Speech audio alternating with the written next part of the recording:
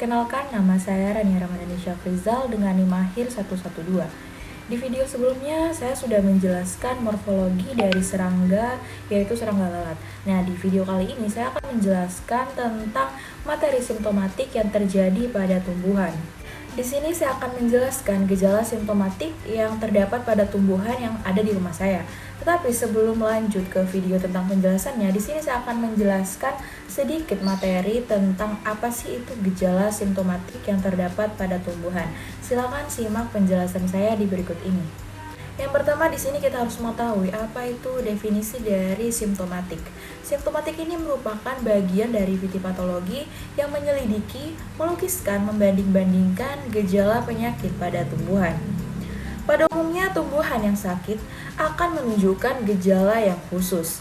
Gejala atau yang biasa disebut dengan simptom ini adalah perubahan yang ditunjukkan oleh tumbuhan itu sendiri yang diakibatkan oleh serangan penyebab penyakit. Gejala yang disertai dari patogen. Patogen ini merupakan penyebab penyakitnya, merupakan dasar untuk mengadakan diagnosa di lapangan. Tanda atau sign adalah semua pengenal dari penyebab penyakit selain reaksi dari tumbuhan inang. Misalnya di sini adalah miselium, spora, cinidia, badan buah, dan lain-lain.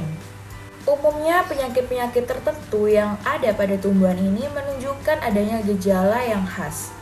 Nah, berdasarkan sifatnya, gejala dibagi atas dua, yaitu gejala sistematik dan juga gejala lokal. Yang pertama di sini ada gejala lokal. Gejala lokal ini merupakan gejala yang terbatas atau bersifat setempat yang disebabkan oleh beberapa bakteri atau cendawan. Nah, sedangkan gejala sistemik ini merupakan gejala yang menyebar dan meliputi seluruh tubuh tanaman disebabkan oleh virus dan penyakit-penyakit fisiologis.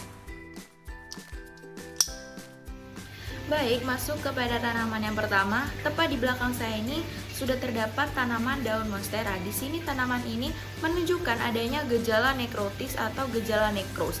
Gejala nekro di sini merupakan gejala matinya sel atau sekumpulan sel yang terbatas pada jaringan tertentu sehingga membentuk bercak atau noda spot yang berwarna putih, hitam maupun yang berwarna kecoklat-coklatan. Untuk selanjutnya saya akan menjelaskan detail mengenai gejala yang terjadi pada tanaman daun monstera ini. Silakan disimak videonya.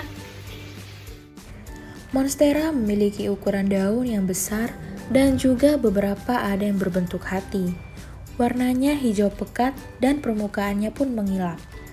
Di video yang saya tampilkan ini, gejala yang muncul di daun monstera ini merupakan gejala nekrose, di mana di dalam daun monstera ini terdapat sekumpulan sel yang mati yang berbentuk noda atau bercak spot berwarna keputihan, dan berapa ada yang juga berwarna hitam yang disebabkan oleh Kersospora nicotianae atau yang biasa disebut dengan penyakit patik bercak.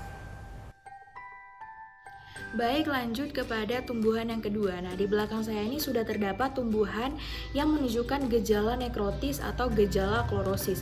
Gejala klorosis ini merupakan gejala yang jaringan daunnya menguning dikarenakan kekurangan sebuah klorofil.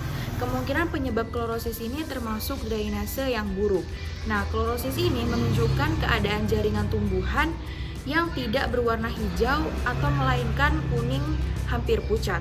Untuk penjelasan lebih selanjutnya, saya akan menjelaskan detil-detil bagian dari gejala yang terdapat di belakang saya ini. Silakan disimak videonya. Tanaman bambu hoki Sri Rejeki, dari namanya pun menunjukkan bahwa tanaman ini membawa keberuntungan.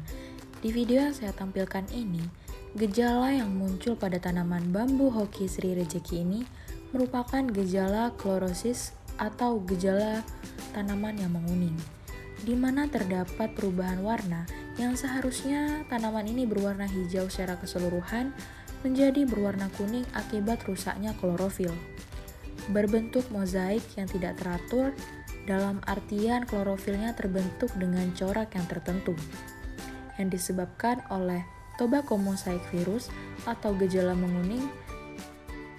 Baik, cukup segitu saja penjelasan yang dapat saya sampaikan mengenai gejala sistemik yang terdapat pada tumbuhan. Semoga apa yang sudah saya jelaskan tadi dapat bermanfaat dan juga menambah wawasan kalian. Sekian dari saya, mohon maaf bila ada kesalahan kata. Wassalamualaikum warahmatullahi wabarakatuh. Sampai jumpa di video selanjutnya.